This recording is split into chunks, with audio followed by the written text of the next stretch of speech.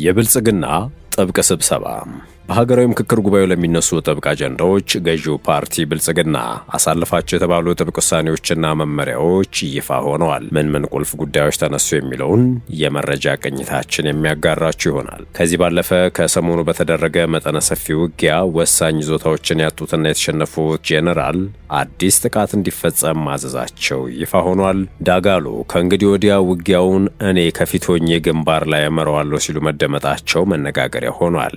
እንመለስበታለን። ጤና ይስጥልን ውድ ሸገር ታይምስ ቤተሰቦች እንዴት ናችሁ? ዕለታዊ መረጃ ቅኝታችን ነው ተጀምሯል። በመግቢያችን ላይ ያደመጣችኋቸው አበይት ነጥቦች ትኩረታችን ናቸው።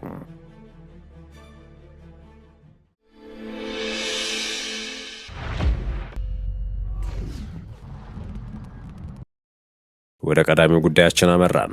ሀገራዊ ምክክር ጉባኤ በ13ኛ ቀን ውሎው በስልታዊ ቡድኖች ደረጃ የሚያካሄደውን ምክክር አስጀምሯል። 250 ተመካካሪዎችን የሚይዘው ቡድኑ 5 ንዑስ ቡድኖችን ያቀፈ ሲሆን 5ቱ ቡድኖች ያጠናቀሩትን ሰነድ ለስልታዊ ቡድኑ አባላት አቅርበዋል። ቡድኖቹ ባቀረቡት ሰነድ ዙሪያ ውይይት ከተካሄደ በኋላ የስልታዊ ቡድኑ የአጀንዳ ምክረ ሀሳብ እንደሚጠናቀር ይጠበቃል። ኮሚሽኑ ይህ ሂደት 3 ቀናት ይወስዳል የሚል እቅድ ቢይዝም ከእቅዱ ያለፈ ጊዜ ሊወስድ እንደሚችል በመገናኛ ብዙሃን ባለስልጣን ህጋዊ ፈቃዳቸውን ከተነጠቁ የዜና ምንጮች መካከል አንዱ የሆነው ዋዜማ ራዲዮ ዘግቧል። ያሳለፍነው እሁድ የጉባኤው የእረፍት ቀን ነበር የተባለ ሲሆን ገዢው ብልጽግና ፓርቲ ግን ስብሰባ ጠርቶ ነበር ይላል የዜና ምንጩ።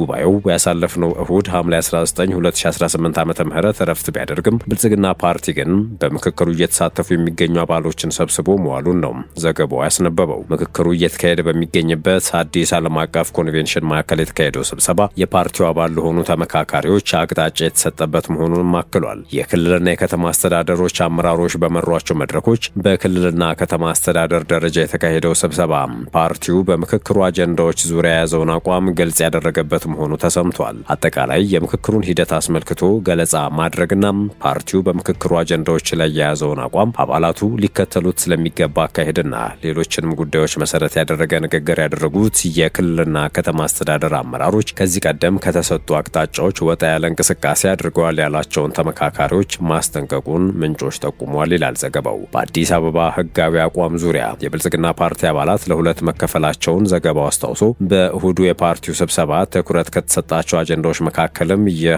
አንዱ ጉዳይ ነው ብሏል። ፓርቲው ሁለቱ ከተሞች የፌዴራል አካል ይሁኑ የሚለውን አማራጭ እንደሚደግፍ በተለያዩ አዳራሾች በተደረገው ዝግ ስብሰባ መገለጹንም አክሏል። በአመራር ደረጃ ያሉና አዲስ አበባ የኦሮሚያ አካል ትሁን የሚለውን አማራጭ የደገፉ የፓርቲው አባላት ወቀሳና ማስጠንቀቂያ እንደደረሳቸው ምንጮች ገልጸዋል የሚለው ዘገባው በዚህ አቋማቸው የሚቀጥሉ አመራሮች ከቦታቸው እስከ መነሳት የሚደርስ እርምጃ ሊወሰድባቸው እንደሚችል እንደተነገራቸው ጠቁመዋል። በስልታዊ ቡድኖች ደረጃ በሚደረገው የምክክር ሂደት የፓርቲው አባላት አዲስ አበባና ድሬዳዋ ከተሞች የፌዴራል አካል ይሁኑ የሚለውን አማራጭ በመደገፍ እንዲንቀሳቀሱ ግልጽ አቅጣጫ መሰጠቱን ያረጋገጡት ምንጮች በተዋረድ ያሉ አመራሮች የአቅጣጫውን አፈጻጸም እንዲከታተሉም ትዕዛዝ እንደተሰጣቸው ተናግረዋል። በሀገር ግንባታ አጀንዳ ውስጥ ከተካተቱ ንዑስ አጀንዳዎች መካከል የሀገራዊ ምልክቶችና መገለጫዎች ጉዳይ ደግሞ አንዱ ነው። ኮሚሽኑ ለንዑስ አጀንዳው ካዘጋጃቸው መሪ ጥያቄዎች አንዱ የኢትዮጵያ ሰንደቅ ዓላማ ቀለማቱና አርማው፣ ብሔራዊ መዝሙርና በዓላት ሁሉንም ማህበረሰቦች ወካይ እንዲሆኑ ምን መለወጥ ያስፈልጋል የሚል ነው። ተመካካሪዎች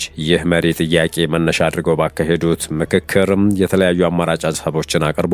ሰንደቅ ዓላማው ሙሉ በሙሉ ይቀየር፣ የመደቡ ቀለማት ይጨመሩ፣ አርማው ይቀየር የሚሉና ሌሎች አማራጮች በምክክር ሂደቱ መነጋገሪያ ከሆኑ ጉዳዮች መካከል ይገኝበታል። ብልጽግና ፓርቲ የኢትዮጵያ ሰንደቅ ዓላማ የመደብ ቀለማት ጉዳይ ለድርድር የማያቀርቡ መሆኑን በስብሰባው አቅጣጫ እንደተሰጠበት የገለጹት የዘገባው ምንጮች በዚህ ጉዳይ ምክክር በሚደረግበት ወቅት ምክክር አቋርጦ እስከ መውጣት የሚደርስ ጽኑ አቋም የሚያዝበት ጉዳይ መሆኑ ስለመነገሩ አረጋግጠዋል። በሰንደቅ ዓላማው ላይ ያለው አርማ አሁን ባለበት ይቀጥል የሚለው በፓርቲው የሚደገፍ አቋም ቢሆንም እንደ መደብ ቀለማቱ ጥብቅ አቅጣጫ የተሰጠበት አለመሆኑ ነው የተሰማው። በመንግስት አደረጃጀትና ቅርጽ አጀንዳ ውስጥ የሚገኘው የመንግስት አስተዳደር ስርዓት አይነት ደግሞ ንዑስ አጀንዳ ከተዘጋጁለት መሪ ጥያቄዎች መካከል ነው። በዚህም ፓርላመንታዊ፣ ፕሬዝዳንታዊ አሊያም የሁለቱም ቅይጥ የመንግስት አስተዳደር ስርዓትን እንደ አማራጭ ያቀረበው ጥያቄ አንዱ ስለመሆኑ ከዚህ ቀደም ተዘግቧል። ብልጽግና ፓርቲ ፕሬዝዳንታዊ የመንግስት አስተዳደር ስርዓትን ምርጫው እንዳደረገ የገለጹት ምንጮች በእሁዱ ዕለት ስብሰባ አቅጣጫ የተሰጠበት ሌላኛው ጉዳይ መሆኑን ተናግረዋል። ድጋፍ ያገኙት የማንነትና የአስተዳደር መዋቅር ጥያቄዎችንም በተመለከተ በተመለከተ ዘገባው እንዳስነበበው በምክክሩ ሂደት ውስጥ አነጋጋሪ ከሆኑ ጉዳዮች መካከል የማንነትና አስተዳደር መዋቅር ጥያቄዎች ይጠቀሳሉ ብሏል። በተለያዩ አጀንዳዎች ዙሪያ እየተመካከሩ የሚገኙ የባለድርሻ አካላት ተወካዮች የተለያዩ የማንነትና አስተዳደር መዋቅር ጥያቄዎችን እያነሱ ነው ተብሏል። ብልጽግና ፓርቲ ባደረገው ስብሰባ ለመሰል ጉዳዮች ፓርቲው ያለውን አቋም አስመልክቶ ጥያቄ ያቀረቡ የፓርቲው አባላት ፓርቲው የማንነትና የአስተዳደር መዋቅር ጥያቄዎች መነሳታቸውን እንደሚደግፍ የሚጠቁም ምላሽ ማግኘታቸውን ለማረጋገጥ ተችሏል ብሏል። ይህም ጉዳይ በፓርቲው አባላት መካከል ልዩነት የፈጠረ መሆኑን የገለጹት የዘገባው ምንጮች በምክክሩ የተነሱ የማንነትና የአስተዳደር መዋቅር ጥያቄዎችን በጽኑ የተቃወሙ የፓርቲው አባላት መኖራቸውን ዘገባው አትቷል። ይህ ጉዳይ ፓርቲው በቀጥታ አቅጣጫ ከሰጠባቸው አጀንዳዎች መካከል ባይሆንም ከፓርቲው አባላት ጉዳዩን አስመልክቶ ለቀረበው ጥያቄ መልስ የሰጡ ከፍተኛ አመራሮች በመሰል ጉዳዮች ዙሪያ ተቃውሞ እንደሌለ ማሳወቃቸውን በማከል ብልጽግና ፓርቲ እሁድ ዕለት በአዲስ ዓለም አቀፍ ኮንቬንሽን ማዕከል በሰፊው ካካሄደው ስብሰባ በተጨማሪ ሀገራዊ ምክክር ኮሚሽን ለተመካካሪዎች ባዘጋጃቸው የማደሪያ ቦታዎች አነስተኛ ስብሰባዎች እንደሚካሄዱም ተሰምቷል። በእነዚህ ስብሰባዎች በዕለታዊና ድንገተኛ ጉዳዮች ዙሪያ ለተመካካሪዎች ገለጻ እንደሚሰጥ ምንጮች ነግረውኛል ያለው ዘገባው የክልሎችና ከተማ አስተዳደሮች አመራሮች በተሰጣቸው ተልዕኮ መሰረት ለተመካካሪዎች አቅጣጫ እንደሚሰጡ ገልጸዋል። በጥቃቅን ቡድን እንዲሁም በንዑስ ቡድን ደረጃ በተካሄዱ ምክክሮች በማስታወሻ ደብተር የተጻፉ ጽሑፎችን እያነበቡ አስተያየት የሚሰጡ ተመካካሪዎችን ማስተዋላቸውን የጠቆሙ ምንጮች በአንዳንድ ርዕሰ ጉዳዮች ዙሪያ መሰል ዝግጅት የተደረገባቸው ጽሑፍ መራቋማቸውን መመልከታቸውን ገልጸዋል ሲል ዘገባው አክሏል። በአጀንዳዎች ዙሪያ በተካሄዱ የምክክር ሂደቶች በተነሱ ሀሳቦች ላይ ተመካክሬ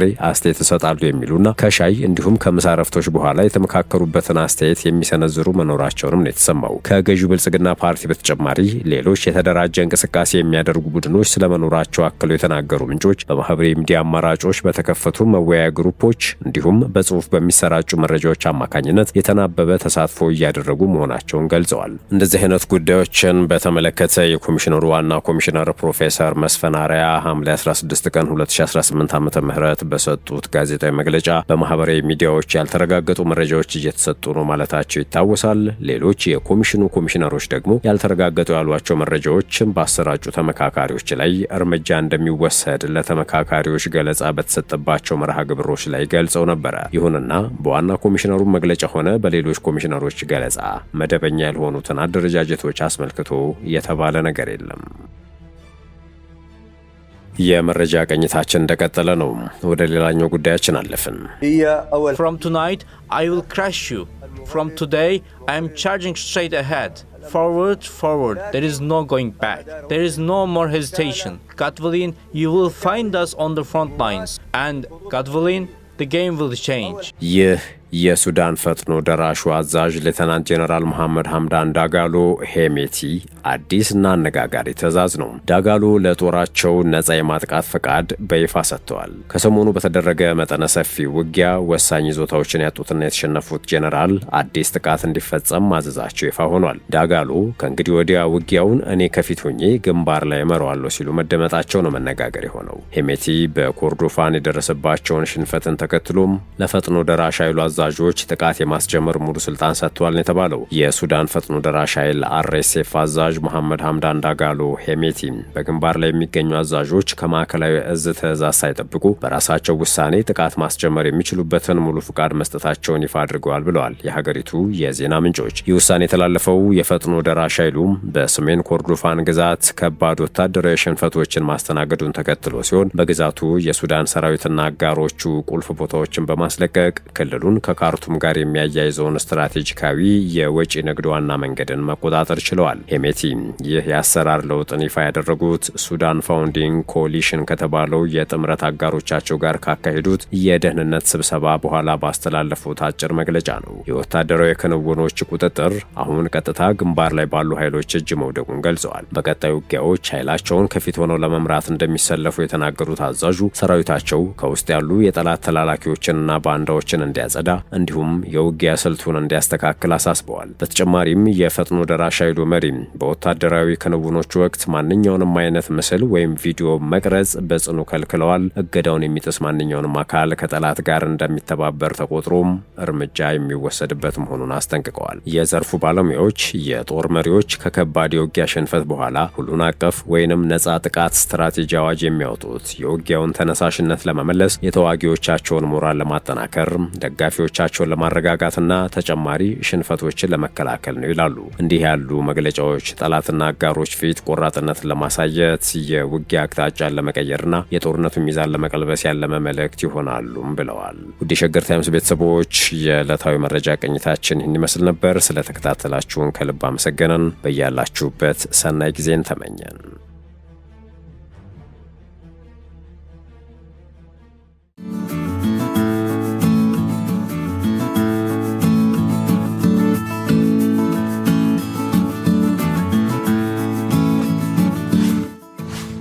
ሸገር ታይምስ ሚዲያን ሰብስክራይብ በማድረግና ደወሉን በመጫን ይከተሉን።